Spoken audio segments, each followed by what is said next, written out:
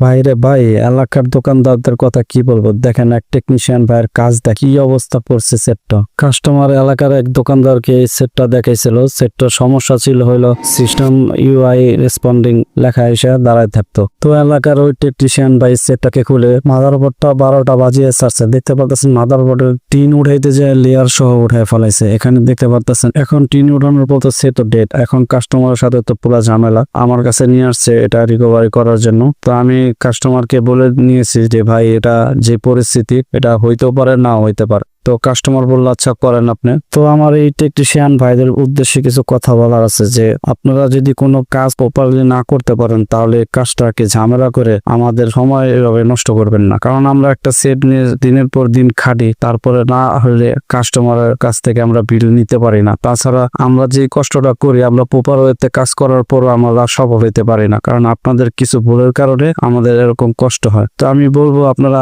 যদি কাজটা প্রপার ওয়েতে করতে না পারেন তাহলে আপনারা অল্পতে ছেড়ে দিবেন। কাস্টমারকে এরকম ভুগাইবেন না, আর অন্য টেকনিশিয়ান ভাইয়ের এরকম কষ্ট দিবেন না। তো এই ধরনের কাজ যদি আপনারা করেন তাহলে আপনাদের শুধু একার বদনাম হয় না, পুরো জিএসএম সেকশন টেকনিশিয়ান ভাইদের উপর এই বদনামটা ছড়ায়। তো আমি আপনাদেরকে অনুরোধ করব আপনারা এরকম কাজ আর করবেন না। তো আমার কাস্টমার ভাইদের উদ্দেশ্য কিছু বলার আছে। যারা আপনারা এত দামি মোবাইল ইউজ করেন অল্প কিছু টাকা বাঁচানোর জন্য এমন জানতেন টেকনিশিয়ানের কাছে মোবাইল নিয়ে দিবেন না। মোবাইলটা আপনার খুবই দরকারি জিনিস। আপনারা বুঝে শুনে ভালো একটা টেকনিশিয়ানের কাছে মোবাইলটা দিবেন ঠিক করতে, যে ওপার সমস্যা বুঝে এবং সঠিক সমাধানটা দিতে পারবে। যদি কোনো সমাধান দিতে নাও পারে তাও আপনি সেটটা পুরোপুরি পার্ট বানিয়ে দিবে না। অন্তত পক্ষে যে ভালো টেকনিশিয়ান তার কাজ পর্যন্ত ছাড়বে করার জন্য। তো আপনাদের উদ্দেশ্যে অনেকগুলা কথা বলে ফেললাম, কেউ মনে কোনো কষ্ট দিবেন না। তো আমি এটা মানুষের সচেতনতার জন্য এই ভিডিওটা করলাম, কারণ এরকম অনেক কাজ আছে আমরা প্রতিনিয়ত ঘাটাঘাটি করে খেটে তারপরে ফেরত দিতে হয়, কারণ প্রতিনিয়ত আমরা এই ভুলগুলো করে থাকি। এই জন্য